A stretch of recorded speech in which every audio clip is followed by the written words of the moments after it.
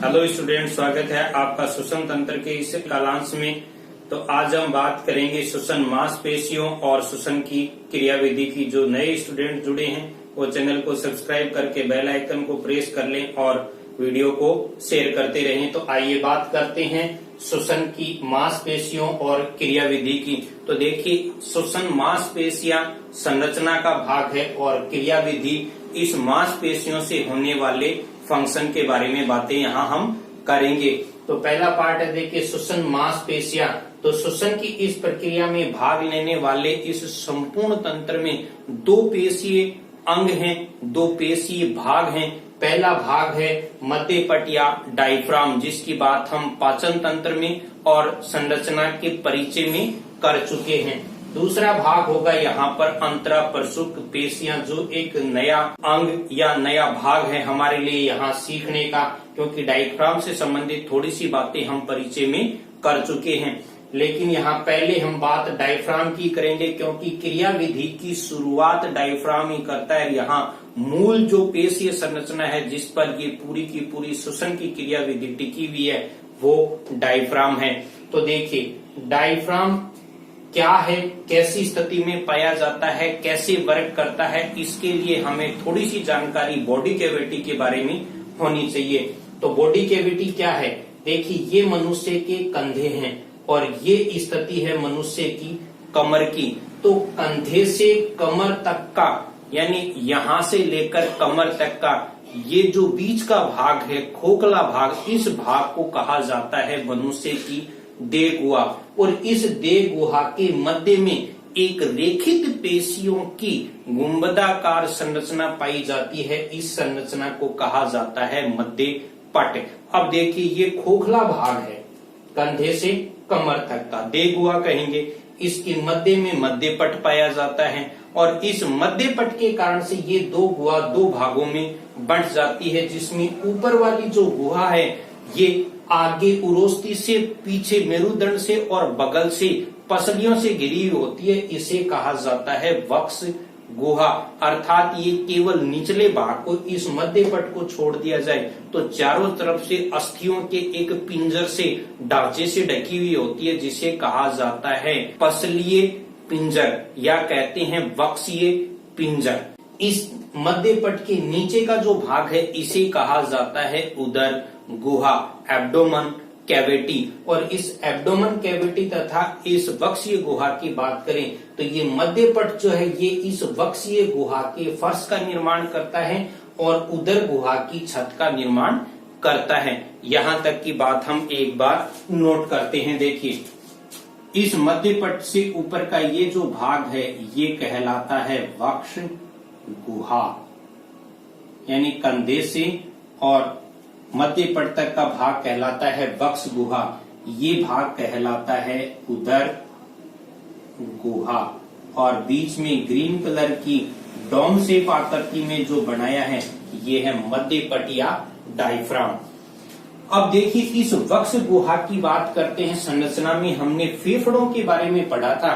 फेफड़े जो हैं वो दोहरी झिल्ली से आवृत होते हैं। एक झिल्ली फेफड़ों की बाह्य परत पर चिपकी होती है और एक थोड़ा गैप देके उससे दूर होती है। दूर वाली को इसे कहते हैं एक्सटर्नल प्लूरा और जो फेफड़ों की दीवार के साथ चिपकी होती है उसे कहते हैं इंटरनल प्लूरा।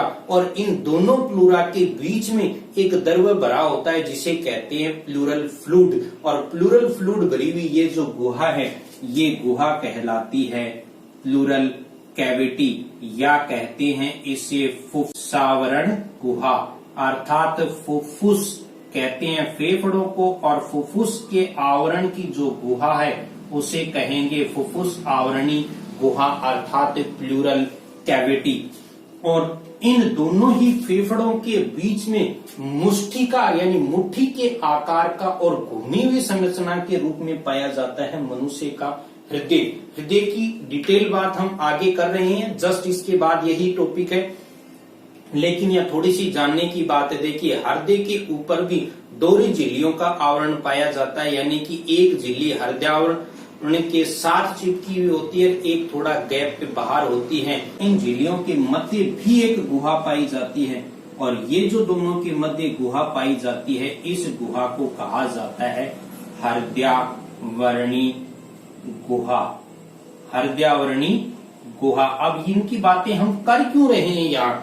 तो देखिए, इस कंधे से और मध्य पट तक ये पूरी गुहा है, वक्ष गुहा, और इस वक्ष गुहा में ये छोटी गुहाएं पाई जाती हैं और कई बार प्रश्न यहीं से पूछा जाता है। तो देखिए, इस वक्ष गुहा में दो गुहाएं हैं, एक फेफड़ों के चारों ओर पाई जाती है फुफ्फुस आवरणी गुहा प्लूरल कैविटी, और एक हार्ट के चारों तरफ पाई जाती है हृदयावरणी गुहा कार्डियक कैविटी। अब देखिए, इन गुहाओं से बनने वाली जो एक संरचना है या ये कहें इनका क्रम है, उसकी बात करते हैं।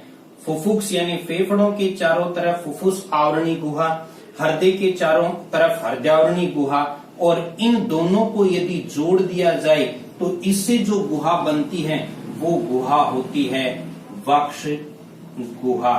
तो देखिए, इस संरचना से, डायग्राम से ये बात क्लियर होगी अच्छे से। ये फेफड़े हैं, इनके चारों तरफ फुफ्फुस आवरणी गुहा है, हृदय है, हृदयावरणी गुहा है, और ये दोनों मिलाकर क्या बनाते हैं? वक्षीय गुहा। अर्थात कह सकते हैं फुफ्फुस आवरणी गुहा प्लस हृदयावरणी गुहा बराबर होती है वक्ष गुहा, और वक्ष गुहा को कहेंगे थोरेसिक कैविटी।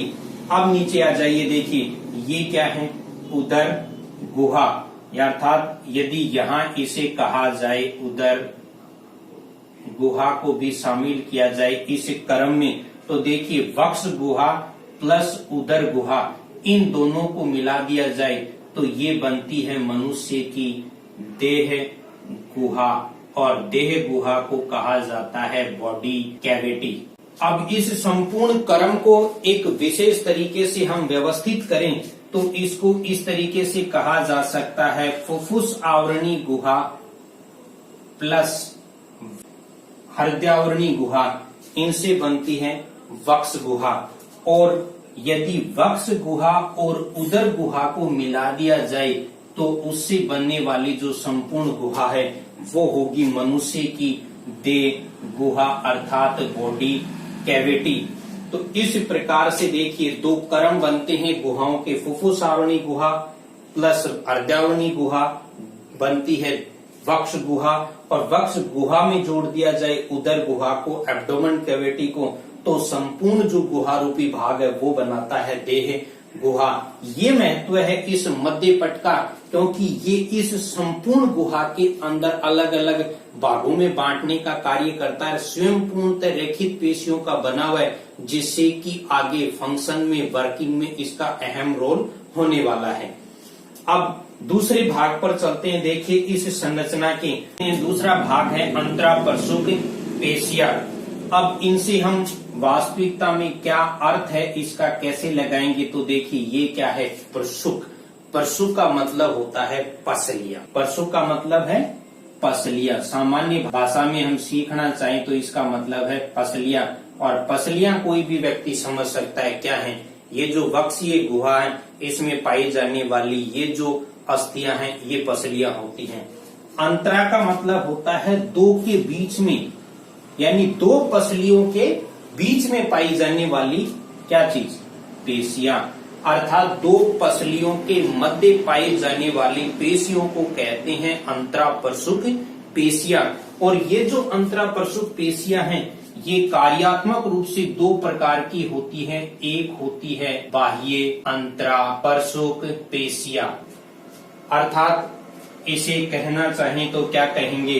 देखिए, बाह्य होती है एक्सटर्नल इंट्राकोस्टल मसल्स। ये मैं शॉर्ट में लिख रहा हूं, एक्सटर्नल इंट्राकोस्टल मसल, बाह्य अंतरापरशुक पेशियां किस प्रकार से कार्यात्मक रूप से विशेष है इनकी बात हम अभी कर रहे हैं। देखिए, दूसरे प्रकार की है अंतः अंतरापरशुक पेशियां, और इन्हें कहते हैं इंटरनल इंट्राकोस्टल मसल्स। देखिए, यहाँ थोड़ी सी कंफ्यूजन की स्थिति ये है, इंटरकोस्टल मसल्स और ये है इंटरनल इंटरकोस्टल मसल्स। क्या फर्क है इन दोनों में, क्या कार्यात्मक विशेषता है? तो देखिए, मैंने यहाँ वक्षीय पिंजरे का एक अर्धांश बनाने की कोशिश की है। दो पसलियों के मध्य इस प्रकार से करोश रूपी स्थिति के अंदर ये प्रसुप पेशियां पाई जाती है। दोनों में से पेशियों का एक जो भाग है या एक जो सिरा है या एक समूह की जो पेशियां हैं वो पसलियों को खींचती जब भी हैं, अर्थात संकुचित होती हैं तो पसलियां बाहर की ओर जाती हैं। जो पसलियों को बाहर की ओर ले जाए वो पेशियां कहलाती हैं बाह्य अंतराप्रसूक पेशियां, और जो पेशियां संकुचित होने पर पसलियों को अंदर की ओर खींचकर लेके आती हैं उन्हें कहते हैं अंतः अंतराप्रसूक पेशियां। अब किस प्रकार से कार्य करेंगी वो आएगा अगले नेक्स्ट भाग क्रियाविधि में।